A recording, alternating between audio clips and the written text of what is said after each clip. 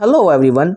आज हम 2019 जो कि सीटेट दिसंबर 2019 का एग्जामिनेशन हुआ था, उसमें सीडीपी के जितने भी क्वेश्चंस पूछे गए थे उनको कंप्लीट देखने वाले हैं। इसमें आपके टोटल 30 क्वेश्चंस होंगे। आप अपना स्कोर लास्ट में ज़रूर बताएं कि 30 में से आपके इस वीडियो को देखने के बाद कितने क्वेश्चंस सही हुए। तो चलिए शुरू करते हैं हमारे पहले सवाल के साथ।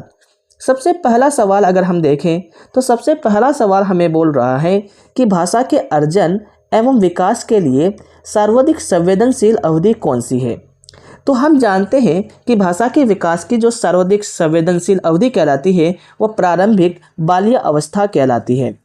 नोम चॉम्स्की के अकॉर्डिंग भी जो बच्चे जब अपने प्रारंभिक बाल्य अवस्था में होते हैं, जब बच्चे 5 साल तक होते हैं तो उनमें एलईडी जो कि लैंग्वेज एक्विजिशन डिवाइस है सबसे ज़्यादा सक्रिय होता है। तो यानी कि भाषा सीखने की जो सबसे संवेदनशील अवधि है वह प्रारंभिक बाल्य अवस्था है।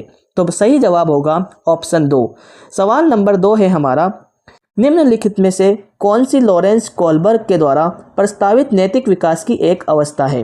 तो लॉरेंस कोहलबर्ग ने नैतिक विकास का सिद्धांत दिया था जिसमें उन्होंने 3 स्तर और 6 स्टेजेस बताई थी। तो उनमें से आपको बताना है कि कौन सी अवस्था लॉरेंस कोहलबर्ग के नैतिक विकास की अवस्था है। तो क्या वह प्रसुप्ति अवस्था थी? नहीं, ये नहीं थी। उनकी अवस्था का नाम था सामाजिक अनुबंधन अभिविन्यास, जो कि आप अगर देखेंगे द सोशल कॉन्टैक्ट ओरिएंटेशन, ये आपको तीसरे स्तर में पहली जो अवस्था थी वह देखने को मिलती है। सवाल नंबर 3 हमारा है, कक्षा में परिचर्चा के दौरान एक शिक्षक प्राय लड़कियों की तुलना में लड़कों पर अधिक ध्यान देता है। तो ये किसका उदाहरण है? तो इसका मतलब है कि जो टीचर है वो जेंडर पक्षपात कर रहा है, जेंडर बायस कर रहा है। लड़कियों पर ध्यान न देकर सिर्फ लड़कों पर ध्यान देना जेंडर पक्षपात कहलाएगा, जेंडर बायस कहलाएगा। सवाल नंबर 4 हमारा है। सवाल नंबर 4 कह रहा है, बच्चों में जेंडर रूढ़िवादिता एवं जेंडर भूमिका अनुरूपता को कम करने के लिए निम्नलिखित में से कौन सी पद्धति प्रभावशाली होगी। तो हमें जेंडर बायसनेस को, जेंडर स्टेरियोटाइप को कम करना है।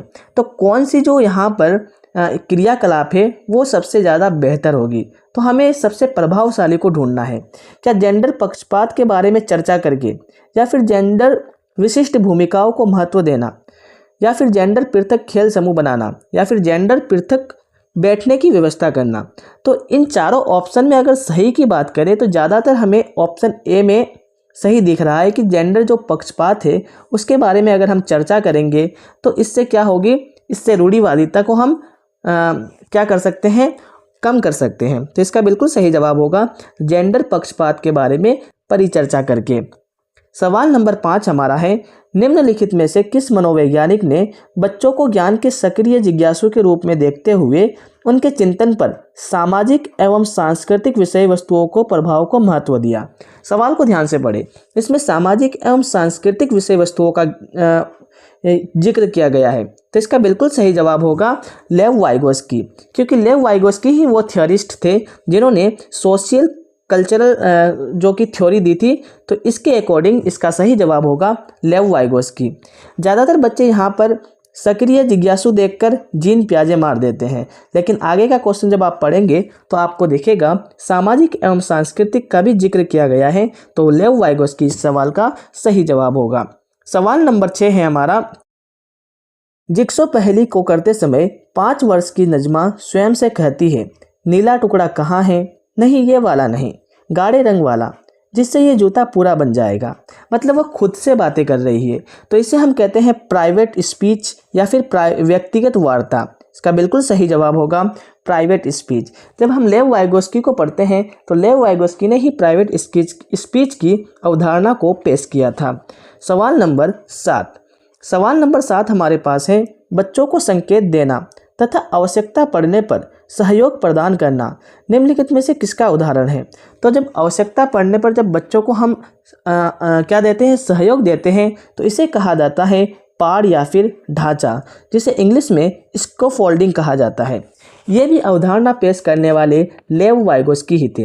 अगर आपने अभी तक मेरी हिंदी पेडागोजी की क्लास नहीं देखी है तो आप उसको ज़रूर देख ले, जहाँ पर मैंने इन सभी थियरिस्ट को अच्छे से करा रखा है। सवाल नंबर 8। सवाल नंबर 8 की अगर बात करें तो इसमें कहा गया है निम्नलिखित व्यवहारों में से कौन सा जीन पियाजे के द्वारा प्रस्तावित मूर्त संक्रियात्मक अवस्था को विशेषित करता है। जब जीन पियाजे की हम थ्योरी पढ़ते हैं तो जीन पियाजे ने 4 स्टेजेज बताई थी। तो मूर्त संक्रियात्मक अवस्था की कौन सी विशेषता है इसके बारे में आपको बताना है। तो क्या इसमें हाइपोथेटिकल डिडक्टिव रीजनिंग आ जाती है? नहीं, ये तो आपके फॉर्मल ऑपरेशनल स्टेज में आती है। क्या इसमें संरक्षण का गुण आ जाता है? बिल्कुल सही जवाब है। मूर्त संक्रियात्मक अवस्था तक आते आते बच्चे में संरक्षण का गुण आ जाता है। तो इसका बिल्कुल सही जवाब होगा ऑप्शन नंबर 2। सवाल नंबर 9 हमारे पास है, बच्चों के संज्ञानात्मक विकास के संदर्भ में निम्नलिखित में से कौन सी पियाजे की संरचना है। जब हम पियाजे को पढ़ते हैं तो सबसे पहले हम उनके स्कीमा के बारे में ही पढ़ते हैं। तो इसका बिल्कुल सही जवाब होगा पियाजे की जो अवधारणा या फिर संरचना है वो स्कीमा के बारे में बताते हैं। तो सही जवाब होगा ऑप्शन ए। सवाल नंबर 10। सवाल नंबर 10 हमारे पास है, आकलन का यानी जो असेसमेंट का प्राथमिक उद्देश्य क्या होना चाहिए। तो आकलन या फिर असेसमेंट का जो प्राथमिक उद्देश्य होता है वह क्या होता है? क्या बच्चों को श्रेणी निश्चित करना? क्या उन्हें रैंक देना? बिल्कुल नहीं, यह तो आपका एनसीएफ साफ साफ मना करता है। संबंधित अवधारणाओं के बारे में बच्चों की स्पष्टता तथा भ्रांतियों को समझना बिल्कुल सही जवाब होगा इसका। आकलन करने का या फिर असेसमेंट करने का जो उद्देश्य होता है, बच्चों के क्या करना है, उनके भ्रांतियों को, जो उनके कन्फ्यूजन से, उनको समझना और उनको दूर करना, यही इसका उद्देश्य होता है आकलन करने का। सवाल नंबर 11 हमारे पास है, निम्नलिखित कथनों में से कौन सा बुद्धि के बारे में सही है। तो बुद्धि के बारे में कौन सा कथन सही है? क्या बुद्धि एक निश्चित योग्यता है जो जन्म के समय ही निर्धारित होती है? बिल्कुल नहीं, बुद्धि जन्म के समय ही निर्धारित नहीं होती। बुद्धि को मानकीकृत जैसे ही आ गया वो तो नेगेटिव होगा, इसको आपको देखते ही गलत कर देना है। बुद्धि एक एकात्मक कारक तथा एक विशेषक है? बिल्कुल नहीं, सही जवाब होगा बुद्धि जो है बहुआयामी है तथा जटिल योग्यताओं का एक समूह है। आपने हार्वर्ड गार्डनर का भी सिद्धांत पढ़ा होगा जिसमें वह कहते हैं कि जिसमें उन्होंने मल्टीपल इंटेलिजेंस थ्योरी के बारे में जिक्र किया है। तो इसका बिल्कुल सही जवाब होगा बुद्धि जो होता है बहुआयामी तथा जटिल योग्यताओं का एक समूह होता है। सवाल नंबर 12। सवाल नंबर 12 हमारे पास यह है कि रूही हमेशा समस्या के एकाधिक समाधानों के बारे में सोचती है, यानी वो एक समस्या के अलग अलग समाधानों के बारे में सोचती है। इनमें से काफ़ी समाधान मौलिक होते हैं यानी फंडामेंटल होते हैं। रूही किन गुणों को प्रदर्शन कर रही है? तो मतलब वो क्या कर रही है, वो क्रिएटिविटी दिखा रही है। तो इसका बिल्कुल सही जवाब होगा सृजनात्मक विचारक है वो, यानी वो एक से अधिक सवाल क्या ढूंढ रही है, सवालों के जवाब को ढूंढ रही है। तो इसका बिल्कुल सही जवाब होगा क्रिएटिव थिंकर। सवाल नंबर 13। सवाल नंबर 13 हमारे पास है, शिक्षण अधिगम प्रक्रिया में वंचित समूह से संबंधित विद्यार्थियों के द्वारा सहभागिता कम होने की स्थिति में एक शिक्षक को क्या करना चाहिए। यानी क्या हो रहा है कि जो वंचित समूह के जो बच्चे हैं उनकी सहभागिता कम हो रही है, तो टीचर को क्या करना चाहिए, उनको वापस क्लासरूम में इंगेज करने के लिए। क्या बच्चों को विद्यालय छोड़ने के लिए कहना चाहिए? बिल्कुल नहीं। इस स्थिति को जैसी है वैसे ही स्वीकार कर लेना चाहिए? नहीं। इन विद्यार्थियों से अपनी अपेक्षाओं को कम करना चाहिए? बिल्कुल नहीं। सही जवाब होगा अपनी शिक्षण पद्धति पर विचार करना चाहिए तथा बच्चों की सहभागिता में सुधार करने के लिए नए तरीके ढूंढने चाहिए। इसका बिल्कुल सही जवाब होगा ऑप्शन नंबर 4। सवाल नंबर 14 हमारा है, एक समावेशी कक्षा में एक शिक्षक को विशिष्ट शैक्षिक योजनाओं को किस तरह तैयार क्या करना चाहिए। तो एक समावेशी कक्षा में जो एक शिक्षक को विशिष्ट शैक्षिक योजनाओं को सक्रिय रूप से एक्टिवली तैयार करते रहना चाहिए। इसका बिल्कुल सही जवाब होगा ऑप्शन नंबर 3। सवाल नंबर 15, पठन वैकल्य या फिर पठन वैफल्य जिसे कहते हैं डिसलेक्सिया। डिसलेक्सिया में क्या होता है, बच्चों के प्राथमिक लक्षण क्या हैं? तो बच्चा क्या होता है, धारा प्रवाह पढ़ने की अक्षमता, यानी उसको पढ़ने में क्या होती है, दिक्कत का सामना करना पड़ता है डिसलेक्सिया जैसे बीमारी में। सवाल नंबर 16 हमारे पास है, शिक्षा का अधिकार अधिनियम 2009 में उल्लेख की गई समावेशी शिक्षा की अवधारणा निम्नलिखित में से किस पर आधारित है। तो समावेशी शिक्षा की अवधारणा किस पर आधारित है? क्या वो व्यवहारवादी सिद्धांत है? बिल्कुल नहीं। क्या अशक्त बच्चों के प्रति एक सहानुभूतिक अभिवृत्ति है? नहीं। इसका बिल्कुल सही जवाब लग रहा है हमें कि जो शिक्षा का अधिकार की जब बात कर रहे हैं तो इसका सही जवाब होगा अधिकार आधारित मानवतावादी परिप्रेक्ष्य। तो इसका जवाब होगा और राइट बेस्ड ह्यूमनिस्टिक पर्सपेक्टिव। तो सही जवाब होगा ऑप्शन नंबर सी। सवाल नंबर 17। सवाल नंबर 17 है हमारा, संरचनावादी ढांचे में जो कि कंस्ट्रक्टिविस्ट अप्रोच होता है, अधिगम की प्राथमिक रूप से क्या होता है? क्या वो यंत्रवत याद करने पर आधारित होता है? बिल्कुल नहीं। कंस्ट्रक्टिविस्ट अप्रोच में तो याद करना, रोट मेमोराइजेशन तो बिल्कुल नहीं होता। क्या प्रबलन केंद्रित यानी रेनफोर्समेंट केंद्रित होता है? नहीं। क्या अनुबंधन द्वारा अर्जित होता है? कंडीशनिंग द्वारा अर्जित होता है? बिल्कुल नहीं। इसका सही जवाब होगा अवबोधन की प्रक्रिया यानी focused on the process of meaning making. मतलब जो बच्चों को समझ पे आधारित खुद से वो क्या कर रहे हैं, चीज़ों को कंस्ट्रक्ट कर रहे हैं। तो बिल्कुल सही जवाब होगा अवबोधन की प्रक्रिया पर केंद्रित, focused on the process of meaning making. अगर आपको हिंदी समझना है तो इंग्लिश वाला ज़रूर देख ले। कभी कभी हिंदी के वर्ड काफ़ी मुश्किल दे देते हैं तो इंग्लिश में हमें ज़्यादा समझ में आ जाता है। सवाल नंबर 18। सवाल नंबर 18 हमारे पास है, अनेक घटनाओं के बारे में बच्चों के द्वारा बनाए गए सहजानुभूत सिद्धांतों के संदर्भ में एक शिक्षिका को क्या करना चाहिए? अगर इंग्लिश में पढ़े, naive theories that children construct about various phenomena. क्या बच्चों को इन सिद्धांतों को अनदेखा कर देना चाहिए? अनदेखा तो बिल्कुल नहीं करना चाहिए। बच्चों को दंडित करना चाहिए? नहीं, दंड वगैरह तो बच्चों को देना ही नहीं है। बार बार याद करने के द्वारा एक सही सिद्धांत से बदल देना चाहिए? बिल्कुल नहीं। इसका बिल्कुल सही जवाब होगा प्रतिकूल प्रमाण एवं उदाहरणों को प्रस्तुत करके बच्चों के इन सिद्धांतों को चुनौती देनी चाहिए। तो बिल्कुल सही जवाब होगा इसका ऑप्शन नंबर 4। सवाल नंबर 19 है, छात्र केंद्रित शिक्षा शास्त्र की क्या विशेषता है? चाइल्ड सेंटर्ड पेडागोजी की विशेषता आपको बतानी है। क्या केवल पाठ्य पुस्तकों पर निर्भर रहती है? नहीं। बच्चों के अनुभवों को प्रमुखता देना बिल्कुल सही जवाब है। जो चाइल्ड सेंटर्ड एजुकेशन होता है इसमें हम बच्चों के जो आपके एक्सपीरियंसेस होते हैं उसको हम क्या करते हैं, प्रमुखता देते हैं, प्राइमेसी देते हैं। बिल्कुल सही जवाब होगा ऑप्शन नंबर 2। सवाल नंबर 20 है, संवेग एवं संज्ञान एक दूसरे से क्या है? तो संवेग जो कि कॉग्निशन और संज्ञान जो कि इमोशन एक दूसरे से सन्निहित है, वो अलग अलग नहीं है। क्या है? वो इंटरवोवन है। वो क्या है? सन्निहित है। बिल्कुल सही जवाब होगा ऑप्शन नंबर 3। सवाल नंबर 21। सवाल नंबर 21 हमारा है, संरचनावादी सिद्धांतों के अनुसार अधिगम के बारे में निम्नलिखित कथनों में से कौन सा सही है? तो आपको बताना है जो संरचनावादी जो कि आपके कंस्ट्रक्टिविस्ट अप्रोच होते हैं, जो कि सिद्धांतकार होते हैं, उनके अकॉर्डिंग आपका जो अधिगम कैसा होता है? क्या अधिगम रिकॉल या फिर स्मरण करने पर बेस होता है? बिल्कुल नहीं। क्या अधिगम यंत्रवत याद करने की प्रक्रिया है? नहीं। अधिगम आवर्तीय संबंधों के द्वारा व्यवहार का अनुबंधन है? नहीं। इनके अकॉर्डिंग होता है अधिगम जो होता है सक्रिय विनियोजन के द्वारा ज्ञान की संरचना की प्रक्रिया है। बिल्कुल सही जवाब होगा ऑप्शन नंबर 4। सवाल नंबर 22। सवाल नंबर 22 हमारे पास है, विद्यार्थियों को स्पष्ट उदाहरण एवं गैर उदाहरण देने की क्या परिणाम है? तो बच्चों को जब हम उदाहरण देते हैं या फिर गैर उदाहरण देते हैं, इससे क्या परिणाम निकलते हैं? क्या अवधारणात्मक परिवर्तनों को प्रोत्साहित करने के लिए एक प्रभावशाली तरीका है, या फिर यह विद्यार्थियों के दिमाग में भ्रांतियाँ उत्पन्न करता है? भ्रांतियाँ तो उत्पन्न नहीं करता। यह अवधारणाओं की समझ में अभाव पैदा करता है? गलत।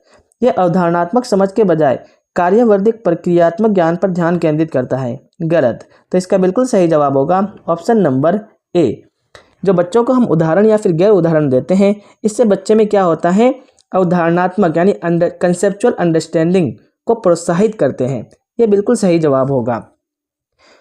सवाल नंबर 23। बच्चों को अधिगम गतिविधियों में भागीदारी करने के लिए लगातार पुरस्कार देना व दंड का प्रयोग करने का क्या प्रभाव पड़ता है? तो जब बच्चों को हम लगातार पुरस्कार देते हैं या फिर दंड देते हैं, क्या इससे इसकी बाहरी अभिप्रेरणा कम होती है? बाहरी अभिप्रेरणा कम होती है? नहीं, ये तो सही जवाब नहीं होगा। क्या आंतरिक अभिप्रेरणा बढ़ती है? दंड देने से, पुरस्कार देने से आंतरिक अभिप्रेरणा तो कभी बढ़ ही नहीं सकती। ये बच्चों को प्रदर्शन आधारित लक्ष्यों के बजाय निपुणता पर ध्यान देने के लिए प्रोत्साहित करेगा? नहीं। इसका बिल्कुल सही जवाब होगा अधिगम में बच्चों की जो स्वाभाविक अभिरुचि थी, जो जिज्ञासा थी, वो कम होती जाएगी अगर हम उसे पुरस्कार व दंड का प्रयोग करते रहेंगे। सवाल नंबर 25। सवाल नंबर 24। सवाल नंबर 24 हमारे पास है, निम्नलिखित में से कौन सी प्रथाएं सार्थक अधिगम को बढ़ावा देती हैं? कौन सा मीनिंगफुल लर्निंग को बढ़ावा देगा? क्या शारीरिक दंड मीनिंगफुल लर्निंग को बढ़ावा दे सकता है? बिल्कुल नहीं। सहयोगात्मक अधिगम पर्यावरण, बिल्कुल। एक जो आपका कोऑपरेटिव जो लर्निंग एनवायरनमेंट होगा वो आपका सार्थक अधिगम को बढ़ावा देगा। इसका बिल्कुल सवाल का जवाब ऑप्शन 2 तो होना है। सतत एवं समग्र मूल्यांकन, कॉन्टिन्यूअस एंड कॉम्प्रिहेंसिव इवैल्यूएशन, यह भी सही होगा जो कि मीनिंगफुल लर्निंग को बढ़ावा देगा। तो इसका बिल्कुल सही जवाब होगा 2 और 3 तो होने वाला है। तुलनात्मक तो हमें करना ही नहीं है, तुलना तो बच्चों से करनी ही नहीं है, तो सही जवाब होगा ऑप्शन 2 और 3। तो 2 और 3 कहाँ पर है? ऑप्शन 2 में है, तो सही जवाब होगा ऑप्शन नंबर 2। सवाल नंबर 25। सवाल नंबर 25 हमारे पास है, शिक्षक बच्चों की जटिल अवधारणाओं की समझ को किस प्रकार सहज कर सकते हैं? क्या व्याख्यान देकर? बिल्कुल नहीं। लेक्चर देकर तो बच्चों को हम कंसेप्चुअल अंडरस्टैंडिंग करा ही नहीं सकते कॉम्प्लेक्स कॉन्सेप्ट को। प्रतियोगात्मक अवसरों की व्यवस्था करके? क्या कॉम्पिटिटिव इवेंट्स करा के? नहीं। बार बार यांत्रिक अभ्यास करा के? बिल्कुल नहीं।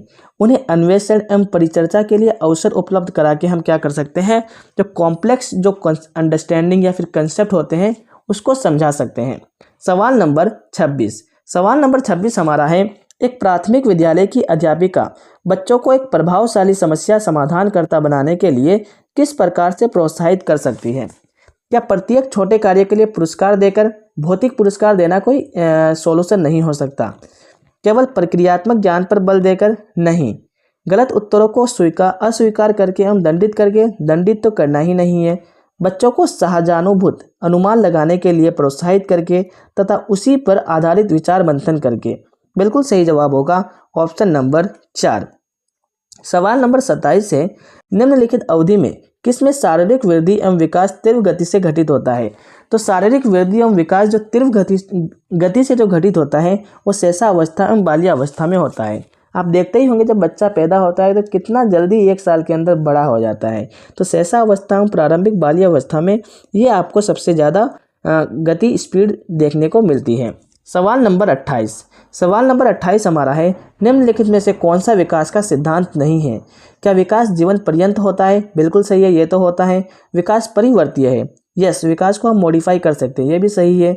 विकास आनुवांशिकता एवं पर्यावरण दोनों के द्वारा प्रभावित होता है? ये भी सही है। विकास सार्वभौमिक है? ये तो सही है, विकास सार्वभौमिक है, लेकिन इसके बाद का जो वर्ड दिया हुआ है तथा सांस्कृतिक संदर्भ इसे प्रभावित नहीं करते, ये आपका गलत है। तो ये आपका पूरा चौथा ऑप्शन ही गलत हो जाएगा उसकी वजह से। तो इसका सही जवाब होगा ऑप्शन नंबर 4, क्योंकि विकास में सांस्कृतिक संदर्भ भी प्रभावित करते हैं। इसीलिए तो लेव वाइगोस्की ने अपनी थ्योरी दी थी। सवाल नंबर 29। व्यक्तिगत विभिन्नताओं का प्राथमिक कारण क्या है? व्यक्तिगत विभिन्नता क्यों होती है? क्या लोगों के द्वारा माता पिता से प्राप्त आनुवांशिक संकेत पद्धति क्या सिर्फ यही है, या फिर जन्मजात विशेषताएं, या फिर पर्यावरणीय प्रभाव, या फिर आनुवांशिकता एवं पर्यावरण के बीच जटिल पारस्परिकता क्रियाएं? तो बिल्कुल सही जवाब होगा ऑप्शन नंबर 4, आनुवांशिक एवं पर्यावरण के बीच जो आपका क्या होता है पारस्परिक क्रिया होती है, उसी की वजह से व्यक्तिगत विभिन्नताएं आती हैं। सवाल नंबर 30 आज का आखिरी सवाल। इसके बाद आप बताइए कि आपके 30 में से कितने क्वेश्चन सही हुए। ओके, तो सवाल नंबर 30 है हमारा, निम्नलिखित में से कौन सा द्वितीयक सामाजिकरण एजेंसी का उदाहरण है? तो द्वितीयक सामाजिकरण, परिवार तो आपका प्राथमिक सामाजिकरण है, तो ये तो होने से रहा, इसमें भी नहीं होगा। तो इसका बिल्कुल सही जवाब होगा ऑप्शन नंबर 3, विद्यालय एवं मीडिया जो होते हैं आपके द्वितीयक सामाजिकरण के एजेंसी होते हैं। तो ये था सीडीपी का जो कि 2019 दिसंबर में जो पूछा गया था, वो सारे क्वेश्चंस हमने कर लिए। आपके 30 में से कितने क्वेश्चंस बने कमेंट सेक्शन में ज़रूर बताएं। फिर मिलते हैं हम ईवीएस के साथ, तब तक के लिए take care and bye bye.